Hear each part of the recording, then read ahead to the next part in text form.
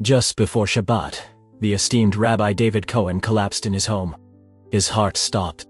Paramedics tried to revive him, unaware that his soul had already crossed to another realm. What he experienced shattered everything he thought he knew. A devout scholar of Judaism, David had always rejected Jesus, until he met him face to face beyond death. This was not just a near-death experience, but a revelation that completely transformed a rabbi's life. My name is David Cohen. I was born into an Orthodox Jewish family, in the largest. From a young age, I was raised in the rhythm of traditions. Morning prayers with my father, Hebrew school, afternoons and Shabbat dinners filled with discussions about the Torah and the Talmud. Faith was not just a belief, it was our identity shaping every moment and decision. In my 20s, I decided to become a rabbi, not for prestige, but because the Torah captured my soul. It was more than scriptures. It was a divine architecture. Each letter and law had a purpose. I believed the Torah was God's direct revelation to the Jewish people, and my mission was to understand it deeply and teach it with precision and reverence. I spent years in the yeshiva studying, memorizing not only the Torah, but also the Talmud and the writings of the sages. My teachers were men of great wisdom, and I followed them. Eventually, I was ordained and took a position as a congregational rabbi. My days were filled with study, teaching, pastoral care, and leading in prayer. I loved my people, our traditions, and the responsibility of guiding others. I never took it lightly. I believed in the covenant given to Abraham and reaffirmed by Moses. This covenant defined us as the chosen people, united by law and tradition. As for Christianity, I never hated it. I had Christian friends growing up and admired their commitment to family and prayer, but I saw their faith as misguided, perhaps based on theological errors. To me, Jesus was a Jewish teacher who became the center of a wayward religion. The Messiah was supposed to bring lasting peace, rebuild the temple, and restore the exiles, not die on a Roman cross. It didn't make sense to me. When Christians spoke about Jesus, I listened politely, but refused deeper discussions. Sometimes, I offered a respectful counterpoint from the Torah, but never with anger. I was not against Christians. I just believed they were wrong. I saw Jesus as a historical figure, not as the Messiah or divine. I believed in an indivisible, eternal God and a faith based on mitzvot, not on grace or atonement through a man. My certainty came from decades of study and prayer. I built a life based on truth, or so I thought. I was a man of discipline and integrity, my heart sincere, my devotion real. I never imagined anything could shake that until the day everything changed. My life followed a steady rhythm, a sacred pattern. I woke before dawn, wrapped tefillin on my arm and forehead, and recited the morning prayers with intention. Every word of the Shema, every blessing of the Amidah was spoken with devotion. After prayer, I joined a group at the synagogue to study the Torah before breakfast. We discussed with love, debating interpretations, wrestling with the commentaries of Rashi, Rambam, and the ancient sages. These sessions were the essence of my mind, sharpening my reasoning and deepening my respect for God's wisdom. Most mornings were dedicated to preparing lessons. I taught at the synagogue and the midrash, guiding young people through complex passages of the Talmud, always emphasizing kavanah, intentionality in learning. I encouraged them to understand, challenge, and absorb the essence of the law. Afternoons were dedicated to counseling. Congregants came with practical and existential questions. I helped a young couple understand the rules of Taharat Hamish Pasha, sat with a grieving widow reciting Tehillim, or mediated disputes with fairness. These moments encouraged me. I was not just a scholar, I was a pastor. At home, life was warm, but simple. My wife Miriam was my anchor, steady, wise, and deeply spiritual. Every Friday night, she lit the Shabbat candles with tears in her eyes. We raised 3 children with dedication and love. They attended Jewish schools, learned Hebrew early, and never ate outside our kitchen. Kosher. Friday afternoons were special. The house transformed, clean, quiet, filled with the aromas of challah and roasted chicken. We gathered at the table, blessed the wine and bread, sang and delved into lively discussions about the Torah. It was not just tradition, it was life, it was joy. To me, God's presence was not distant. It was in every detail. The law was not a burden, it was a gift. Every commandment, every halakhic detail, brought us closer to the divine. My worldview was deeply covenantal. We were a people with a mission, chosen not because we were better, but because God entrusted us with His word. I did not need proof of God's existence. I saw it in the birth of a child, in the cycles of the calendar, and in the survival of our people. I did not question the truth of the Torah, I lived it.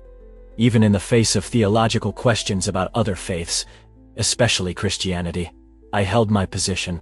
I believed they had misinterpreted our scriptures and prophecies. Jesus was not the Messiah. The Messiah would bring universal peace, rebuild the temple, and herald the age of redemption. That had not yet occurred. My heart was at peace with my convictions.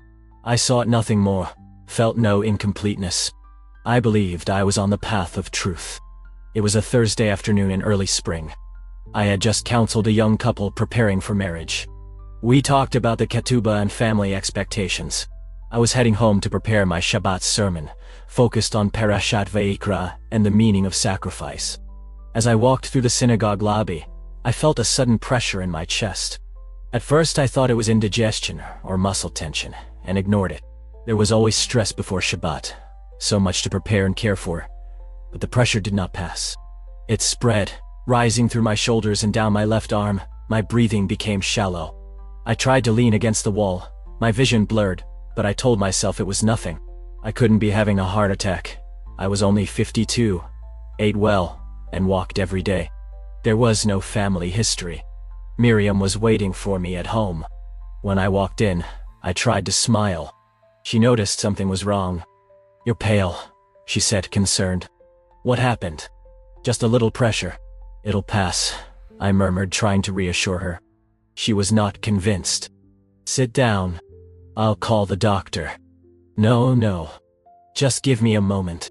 I tried to straighten up, but the pain came like a wave in my chest. My legs gave out. I collapsed into the dining room chair, clutching my chest. Miriam's face changed from concern to panic. She grabbed the phone and called emergency services. Her voice trembled, but she remained firm as she gave our address. The next few minutes were chaotic. My breathing became difficult. Sweat poured down my face. It felt as if my body was folding in on itself. The pain was not sharp. It was crushing, like an iron weight pressing down on me. I wanted to pray, but I couldn't form words. I wanted to tell Miriam I loved her, but even that was beyond me. The paramedics arrived and began to act quickly. I could hear them, but they seemed distant. Their voices muffled, their faces blurred. One of them asked if I could hear. I tried to nod, but my body did not respond. As they placed me on the stretcher, I caught one last glimpse of Miriam. She was near the door, hand over her mouth, tears streaming down her face. Then everything went dark. The pain, the noise, the light, just silence and then nothing. The next thing I remember was the lightness. No pain, sound, or panic, just tranquility. At first I thought I had fainted, but then I noticed something strange. I was conscious, more than I had ever been. My senses were sharp, but I did not feel my body. I was not lying down, standing anywhere. Then I saw below me, yes, below. There was a scene I should never have witnessed. 2 paramedics over a man on a stretcher in my dining room. One was rhythmically pressing his chest, the other shouting numbers and instructions, preparing the defibrillator electrodes. It took a moment to realize the man on the stretcher was me. My first reaction was not fear, but confusion. How could I see myself? How could I hear the paramedics' voices so clearly, yet distantly, as if submerged? I saw Miriam crouched in the hallway, praying, face buried in her hands. I wanted to shout her name, to say I was okay, but when I tried, nothing came out. No voice, no form, no breath. I tried to move closer, but there was no arm to extend. My presence floated like a thought that could not land. The scene seemed immediate and distant. I watched it all, but it no longer felt like mine. I saw my body, pale, relaxed, lifeless, and felt a mix of detachment and sadness. It was not horror. It was pity. Not for me, but for the people trapped in that moment. Miriam, the paramedics, my children, who did not yet know what was happening. I began to understand. I was outside my body. Not metaphorically, literally. I don't know how long I remained there. Time seemed irrelevant, as if I existed outside it. I continued to watch the paramedics use the defibrillator. I saw my body convulse with the shock. One of them cursed softly. Another checked the pulse, shook his head, and started compressions again. "We're losing him," someone said. "But I'm here," I thought. "I'm not gone. I'm right here." Still, I couldn't make them hear me, nor move. A strange calm began to settle. It was not comfort, just silence. I was no longer panicking, not fighting it, just watching, detached. And in that tranquility, something began to change. The environment around me grew darker. Not darker, just less real. The urgency of the scene faded into the background, like a TV being slowly turned off. I felt myself pulling away, not dragged, but gently drawn. And somehow I knew I was crossing a threshold. Whatever came next, I was no longer bound to the world I knew. As I floated further from the scene below, the edges of my consciousness began to dissolve. The walls of my house, the flashing lights of the ambulance, the frantic movements of the paramedics, all of it dissipated like mist under the sun. What replaced it was not darkness. It was something entirely different. Light, but not light as we know it. This light did not come from a lamp or the sun. It did not illuminate things. It was the space. It cast no shadows. It had no source. It enveloped me, filled me, invited me. It was alive. That is the only way to describe it. The light had presence. It was not just brightness. It was intelligence, warm, conscious, welcoming. It pulsed gently as if breathing, and with each pulse I felt something deeper settling within me. Peace, clarity, and love in its purest form. Its warmth was overwhelming, not like heat, but like being recognized, and yet embraced. It reached every part of me, places I didn't know existed. My fear began to melt away. The sadness I felt floating above my body was still there, but now it was wrapped in comfort. Like a parent holding a crying child. There was no sound in the traditional sense, but the space itself spoke. Not in words, but in understanding. I felt as if it were a silent message etched in the air around me. "Come closer." This simple invitation stirred something within me. An unforced yet irresistible urge. I hesitated, not exactly out of fear, but uncertainty. I had spent my life studying what comes after death, and yet I never imagined this. This was not the Eden I had envisioned. This was not the soul's rest or a heavenly court. It was beyond. I never doubted God's existence, but I always imagined him as something unattainable, shrouded in mystery and holiness so great that we could never approach too closely. This light, this presence was sacred like that, but not distant. It was near, intimate, it knew me, and that terrified me, not because it was severe, but because it was real. I could feel it examining me not with judgment but with total clarity. It knew who I was, not just what I had done, but who I had become over the years. And yet, I felt no condemnation, only invitation. Even so, I resisted. A small voice inside me, shaped by years of Torah study, by careful lines and ancient texts, by lectures, books, and boundaries, whispered that this did not fit, that something was wrong, that I had no framework for what I was seeing. But another deeper and honest voice also spoke. "This is the truth. This is what you have longed for." I could not deny that the light did not contradict the God I had worshipped. It seemed his fullness, as if the veils I had always seen through were being gently pulled back. And within that light, I felt another presence, not separate but distinct. Someone I still did not see a face, but I knew someone was there, watching, waiting, not with impatience, but with the calm of one who always knew that moment would come. The sensation intensified as I drew closer to the light. I felt as if I were being drawn to something, not just a place, but a person. Someone who had always known me even before I knew myself. And I realized at that moment that I was not just being welcomed, I was being called. As I moved into the light, the presence I felt began to manifest.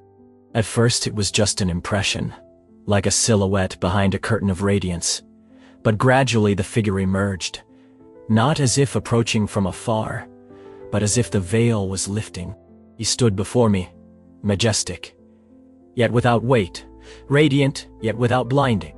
There was a purity in him that words cannot capture, a light that did not shine upon him but seemed to emanate from him. His robe floated like a gentle wind illuminated by a white and delicate fire. His face, I still struggle to describe it, there was no flaw or roughness. His features were strong yet gentle, timeless yet human. But it was his eyes that disarmed me. They were the eyes of someone who had known me forever.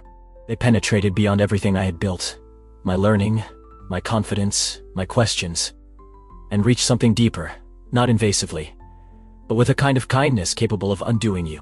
I wanted to look away, but I couldn't. I knew who it was, even if I didn't want to. I had doubted him, disbelieved him, refuted the claims of those who followed him, but now, before me, I could not deny him. There was no room for debate or need for theological arguments. The truth about his identity was not told to me. It was felt irrefutably, completely. This was Jesus. The name sounded inside me silently. I recoiled a little, not out of anger, but because everything in me began to weaken. No, it can't be. My legs failed, it can't be. I collapsed not by force, but by the weight of what I finally understood. I had spent my life searching for the truth. I thought I had found it in the Torah, and to some extent, I really had. But before him, I knew I had only seen a part, a shadow of something greater. He approached, not looking down at me. He knelt. "David," he said. My name spoken with a tone I had never heard before, not just with love, but with authority, as if he was not just calling me, but something within me. "You have sought God your whole life," he said. "You have loved him, served him, taught his word with devotion." Tears streamed down my face. I wanted to speak, explain, defend what I believed, but no words came out. "You have been faithful," he said, "but you have not understood the fullness of his plan." The words hit me, not with pain but with truth. I felt exposed. I felt loved.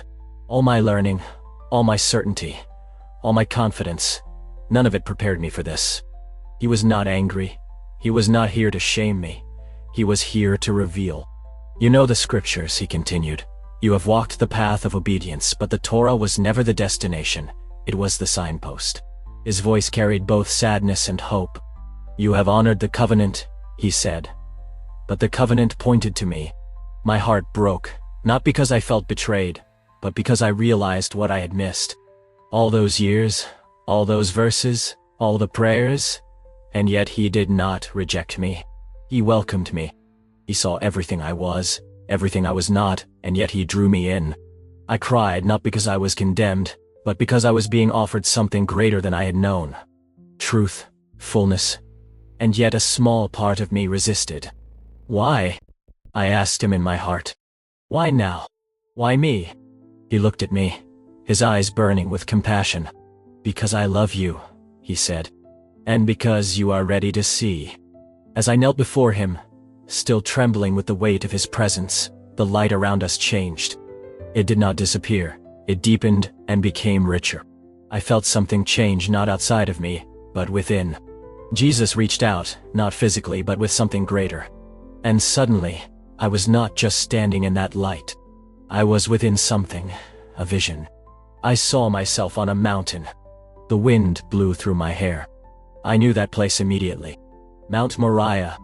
I saw Abraham, aged and firm, his face determined. Beside him walked Isaac, young and innocent, carrying the wood for his own sacrifice. I had taught this passage hundreds of times, the test of faith, the ultimate obedience. But now I was seeing it unfold, not as a story, but alive. I felt the tension in Abraham's heart. I saw Isaac's quiet trust. I saw the knife rise, and just before it fell, the angel shouted. Abraham stopped. A ram appeared, caught in the thicket. But then the scene changed. Another hill, another sacrifice. This time there was no ram.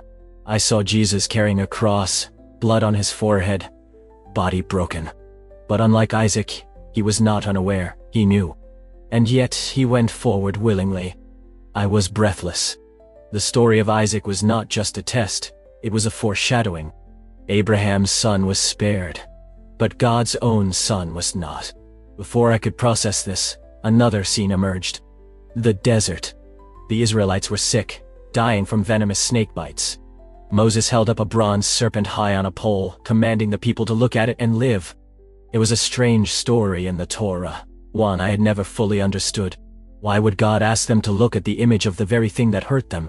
And then, overlaying the scene, I saw Jesus on the cross, arms outstretched. I remembered a verse from the New Testament I once read and ignored. Just as Moses lifted up the serpent in the wilderness, so must the Son of Man be lifted up. My mouth went dry, my chest tightened. These were not coincidences, not clever Christian reinterpretations. The connections were exact, precise, divine. Then came the prophets.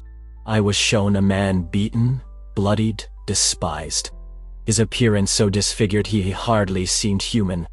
Isaiah 53. He was despised and rejected by men, a man of sorrows.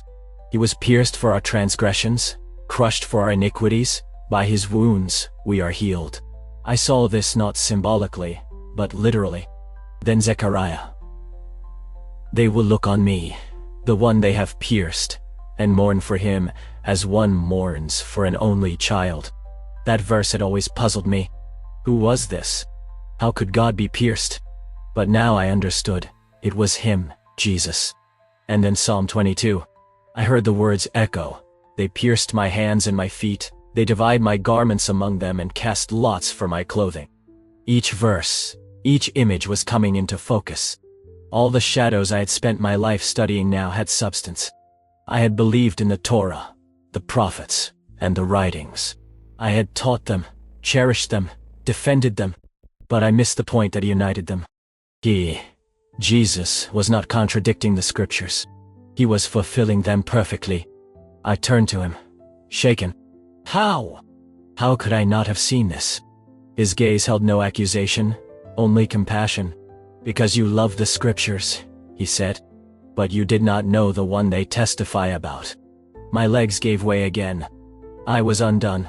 He had been there all along, hidden in plain sight, and somehow I had not perceived him. The light around us changed again, not darkening, but expanding, as if the veil of reality was being peeled back.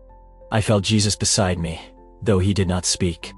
Instead, I knew what was happening. He was showing me something few have seen. Heaven. The moment I entered, I knew I was not in a place as we understand. It was not geography. It was presence. Everything was saturated with love, not the love we speak of on earth, not affection or emotion, but something purer, more intense. It was not just around me. It was me. It was in every thought, every movement, every breath. The peace was unlike anything I had ever known. Not silence, but a stillness that sang. A kind of music that did not come from instruments but from existence itself, a harmony woven. In the harmony woven, in the fabric of reality. I looked around and saw people, not bodies as we know them, but beings of light and joy. They moved effortlessly, not bound by time or gravity.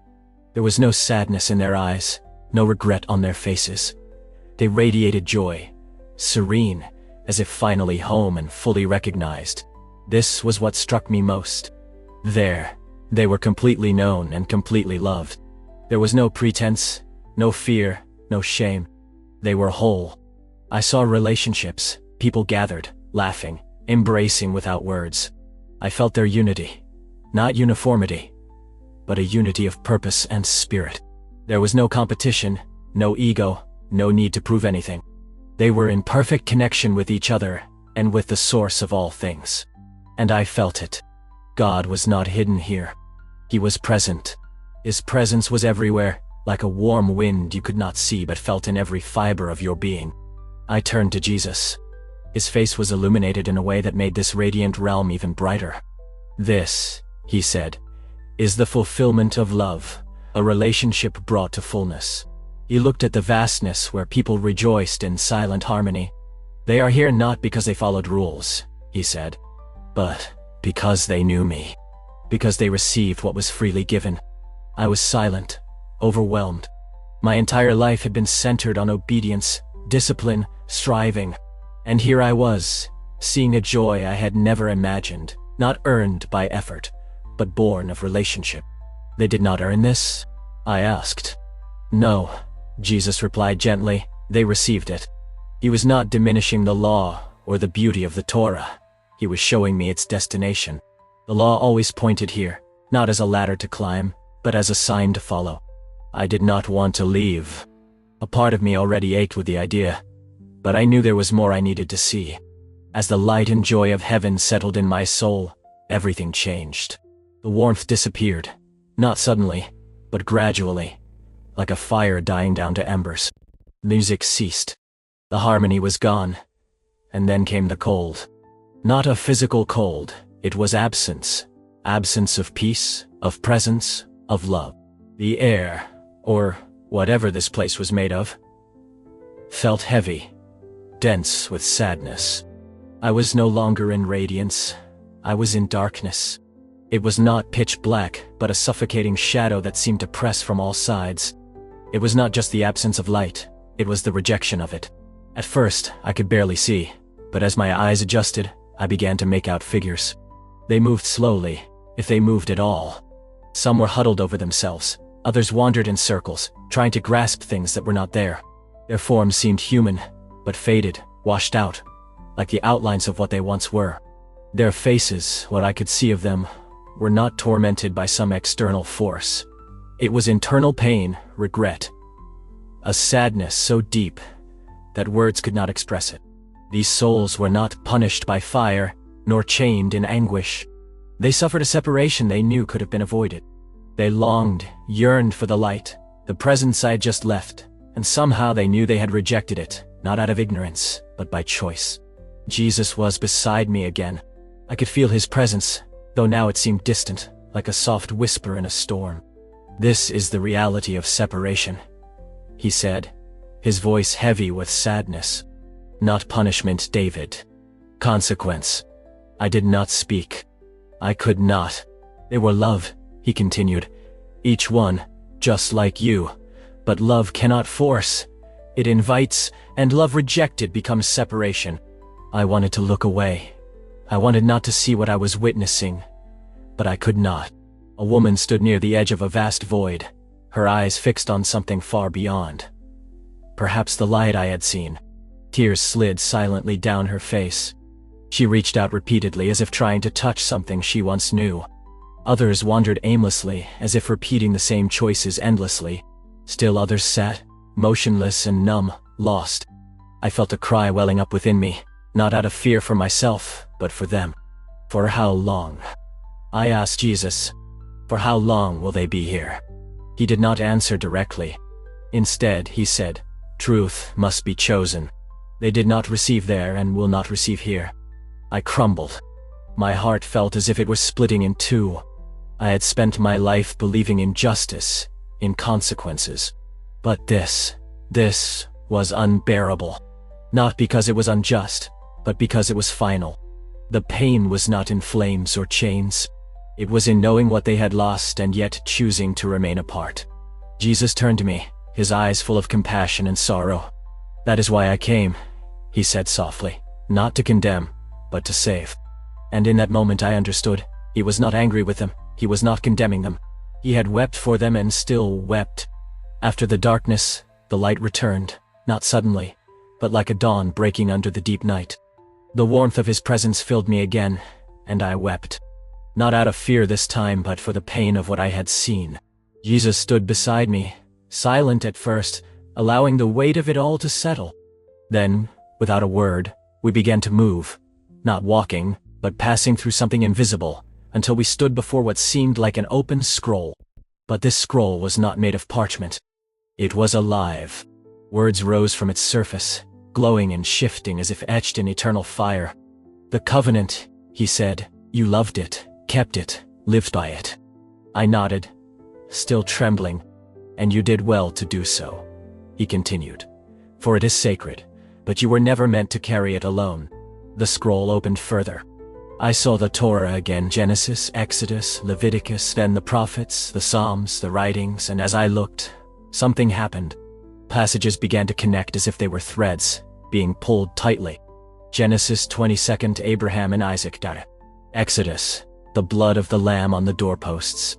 Numbers 21, the bronze serpent lifted up. Psalm 22, they pierced my hands and my feet. Isaiah 53, he was crushed for our iniquities. Zechariah 12, they will look on me, the one they have pierced. Each event, each prophecy, lit up with new meaning. These were not random texts, they were pieces of a divine puzzle. One I had studied my entire life without seeing the full picture. I did not come to abolish the law or the prophets, Jesus said with a voice firm and clear, but to fulfill them. The words pierced me, not as condemnation but as a sword cutting through blindness. I had always taught that the covenant with Israel was eternal, that God's promises to Abraham, Isaac, and Jacob were unbreakable. I still believed that, but now I saw that I had never understood. The covenant was not complete in itself. It was a beginning, a foundation, a path that pointed beyond itself. To him I said, every sacrifice, every festival, every law, all of it pointed forward, not to erase what came before but to bring it to fullness. I struggled to breathe under the weight of the revelation. All those years, I whispered. I thought we were still waiting. You were, he said gently, and I saw. But many did not recognize me because they sought power, not love.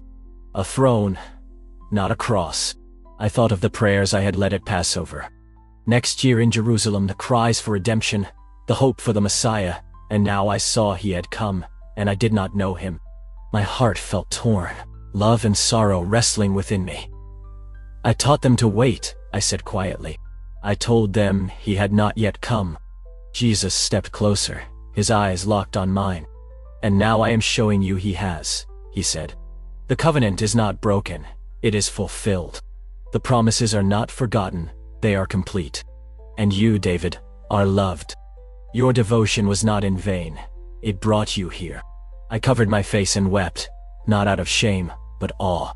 I spent my life defending what I believed to be absolute truth. But now I saw it was only a part, a beautiful part, but not the end. And there he was, the living Torah, the fulfillment of the law, the embodiment of everything I had hoped for. And I knew I could not return to being the same. I stood before him, undone by all I had seen. Heaven, hell, light and darkness. The scriptures coming to life in ways I had never imagined. My heart was bruised, but open. For the first time in my life, I was not clinging to my knowledge. I was simply listening. Jesus looked at me, and though there were no lightning bolts or thunder, I knew something monumental was about to be said. You have been faithful, he said, his voice both firm and gentle. You have loved God with all your heart, with all your soul, and with all your strength. You have taught his word with sincerity and devotion. I felt the weight of those words. He was not ignoring my past, he was honoring it. But now, he continued, you are being called to something greater. I did not speak. I simply could not. You must be a bridge, he said, between what was and what is, between the covenant you lived and the fulfillment you have now seen. He paused, allowing the weight of the words to settle. To others, like you, he said, others who love God deeply, but have not yet seen the fullness of his plan. You must help them, not to condemn, but to reveal, to show them what you now know. The enormity of it fell upon me.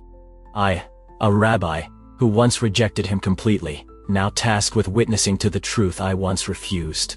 But why me? I whispered. His eyes met mine. Because your heart is sincere, because you sought God not with pride but with love. And because those who trust you will listen when you speak. I fell to my knees. I am not worthy, I said. No one is, he replied. But all are loved, and now you are being sent. His words did not dispel my fear, but they gave me strength. I understood that this was not a call born of guilt. It was a call born of love. Love for God. Love for his people. Love for the truth that had always been waiting. And I said yes. The moment I truly, deeply agreed, the atmosphere changed. The light remained, but now there was movement, a pull. Not away from him, but back. Back to the world I had left behind. It is time, Jesus said. What you have seen is not just for you. It must be shared. I did not want to go. Every part of me longed to stay in that perfect presence, but I knew he was right. With one last look, he left something within me. Not physically, but spiritually. A clarity, a knowing, a fire I knew would not go out. Then came the rush. I felt I was falling, not downward, but inward, as if being pulled through layers of existence. The light faded. The warmth ceased. The tranquility gave way to noise. Suddenly, pain, sharp, paralyzing. My chest felt as if it were being crushed. I gasped, choking on air, my body convulsed. A blinding light above me, fluorescent, nothing sacred. I heard machines beeping, voices shouting, "He's back. Stay with us, Rabbi. Stay with us." Hands pressed on me, needles in my arms, cold pads on my skin. I was back in the hospital, back in the shell I had left behind. The pain was overwhelming, not just physically but emotionally. The contrast between where I had been and where I was now made everything unbearable. And there, in the bed, I breathed. Each breath was rough, shallow, but they were breaths. I turned my head slightly. Miriam was beside me, holding my hand, her eyes swollen from crying. She whispered my name like a prayer. I wanted to speak, to tell her everything, but my throat was dry, my body too weak. All I could do was look at her. And in that look I hoped she saw that I was alive, and that everything had changed. I struggled to speak. The days that followed were quiet on the outside, but inside a storm raged. I lay in that hospital bed, surrounded by machines and the hum of life continuing, while my soul tried to make sense of what I had experienced. I knew what I had seen. I knew whom I had encountered. There was no denying it, and yet I could not bring myself to speak, not yet. Fear gripped me, not fear of death. I had already crossed that line, but fear of what would happen if I told the truth. What would my wife think? My children? My students? My congregation? Would they call me crazy, a traitor, a heretic? Every fiber of my identity had been built on my role as a rabbi, a person of the Torah, a leader of our community. And now I had encountered the one I had spent my life despising. What was I to do with that? The guilt came in waves.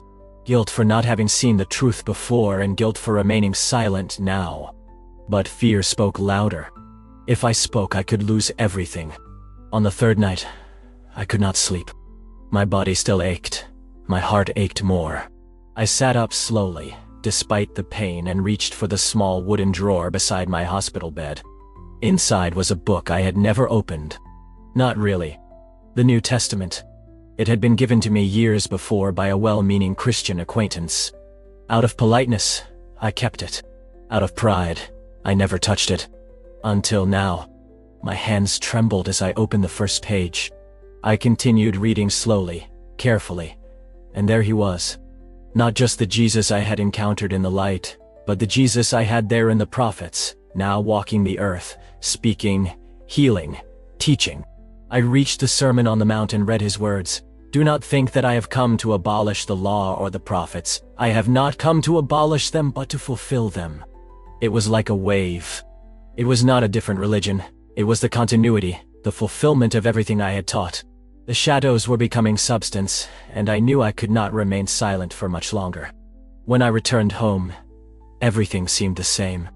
Our dining table, the shelves of Torah commentaries, the mezuzah on the door. But I was not the same. I moved through the house like a stranger in a familiar place. I knew what I had to do, but a heavy fear nestled in my chest like a stone. I began with my family. We gathered in the living room one night. Miriam, sitting across from me, held a cup of tea she barely touched. My 3 children, now adults, sat silently. Worried, respectful, but expectant. They had been patient with me since I returned from the hospital, but they could sense something was coming. "I need to tell you what happened," I said. And then, I told them everything. The light, the presence, the encounter with Jesus, the visions of the Torah, heaven, hell, the words he spoke to me. As I spoke, I watched their faces change, confusion, disbelief. Then, something deeper. My middle son, always the most vocal, leaned forward. "Are you saying you believe in Jesus?" I paused. Then, I nodded. Yes, I met him. I did not just hear about him. I saw him. And I finally understood. He is the fulfillment of everything we believe. Miriam's eyes filled with tears. She did not speak. She just looked at me as if trying to recognize the man she had known for decades. My daughter broke the silence. But what about the Torah? And everything you taught us? It is still true, I said. But now I see the full picture. He did not erase it. He completed it. It was not easy. There were tears, questions, long silences. But they stayed. They listened, and somehow they did not turn away. The hardest part came next, telling the congregation. I stood before them on a Shabbat morning, my heart pounding in my chest. I looked at the faces I had taught for years. People who trusted me, who had grown under my leadership. And I knew my words would change everything. I need to speak to you, not as your rabbi, but as a man who nearly died and came back transformed. I told them, with all the sincerity and humility I could muster, about my near-death experience. I described the light, the presence, the visions, and then I spoke the words I knew would divide the room. I met Jesus, and I now believe he is the Messiah our scriptures have always pointed to. Gasps filled the air, followed by silence and some murmurs. Some shook their heads, others cried, and some stood up and left. But others stayed, their eyes fixed on mine, not with anger, but with curiosity. A man in the back, a skeptic with whom I had debated in studies, had tears on his face. I did not try to convince them. I did not argue. I just told the truth. I still love the Torah. My Jewish identity is not dead. It has expanded. I have not abandoned the covenant. I have seen its fulfillment. It was the hardest thing I have ever done, but also the most honest. And in that honesty, something began to change. Not quickly, not neatly, but genuinely. It was just the beginning. Life after that moment of truth did not become easier. It became clearer. I no longer see the Torah and the Gospel as separate stories. They are one. The law I once saw as the path to righteousness, I now see as a map pointing to the one who could fulfill it. Every time I open the scriptures now, both the Hebrew Bible and the New Testament, I read with new eyes. Where I once saw commandments, I now see promises. Where I once saw shadows, I now see the substance, the Messiah. My study has not stopped. On the contrary, it has become deeper. The words I memorized years ago now carry a weight I never imagined. Isaiah 53 makes me weep. Psalm 22 speaks with uncanny precision. Even the rituals Passover and Yom Kippur, the sacrifices in Leviticus, take on new life when seen through the lens of Jesus. He did not cancel what came before. He completed it and transformed me. I have shared my story not to argue but to invite. I have not come to debate theology. I have come to speak about a person I met, whom I could no longer deny. Some have welcomed me with open arms, others not so much. There has been backlash. Old colleagues have severed ties. Some in the Jewish community have called me a traitor, a false teacher. I hold no grudge. I understand their pain and confusion. I have been in their place. It took a literal encounter with death for me to see what I was blind to. But with every door that closed, another opened. I have met many others, Jews, Christians, seekers of all kinds who feel caught between two worlds. To them I say, there is no contradiction between loving the God of Israel and following his Messiah. Jesus is not the abandonment of Judaism. He is its fulfillment. My wife, Miriam, who once sat silently, stunned as I spoke of that heavenly light, now prays with me as we read the New Testament together. My children, once skeptical, are beginning to ask deeper questions. We do not rush the journey. Truth is not forced, it is revealed. And that is what I feel I am called to do now. Not to push, not to persuade, but to reveal. To be the bridge, a bridge between the Torah and the Gospel. Between law and grace, between people and their Messiah. I have learned to live with the tension, with the questions, with the cost. Truth is rarely convenient. It does not always fit into our boxes or traditions, but it sets us free, heals us, completes us. There are still moments when I feel the weight of what I have lost, community, status, certainty. But they are shadows before the light I have seen. I would not trade that encounter with Jesus for anything. He changed everything. And so, I speak as often and clearly as I can to churches, synagogues, online forums, and small living rooms. I share not because I need to be believed, but because I owe it to the one who found me when I should have died, the one who gave me a second chance, not just at life, but at truth. If you are reading this, if you have come this far, I want to leave you with a message. Seek the truth, even when it threatens everything you thought you knew, even if it costs your comfort, reputation, or community, because the truth is worth it. And when you find it, not just an idea, but a person, everything will change, just as it did for me. I used to read the Torah as a man looking at a map, committed to every line, confident in the direction, convinced I understood the terrain. But now, after everything I have seen, I realize the map pointed to a destination I had not yet reached. Since my encounter with Jesus, the scriptures have not become less. They have become more. Every verse I taught, every law I defended, now carries layers of meaning I never imagined. The sacrifices in Leviticus are shadows of a greater sacrifice. The feasts and festivals are appointments that pointed to fulfillment in him. When I open the Tanakh now, I do not feel I am losing something. I feel I am seeing in color for the first time. The Torah has not been erased. It has been illuminated. The promises made to Abraham, to Moses, to David, have not been replaced. They have been completed. I have spoken at interfaith gatherings, small groups, and community events. Sometimes quietly, sometimes publicly, depending on the context. I share my story not as a preacher, nor as a rehearsed doctrine, but as a man who once thought he had all the answers until he met the one who was the answer. And when I say I met him, I do not speak metaphorically. I mean I died and saw him, stood before the one I had rejected. I looked into his eyes and he called me by name. That changes you.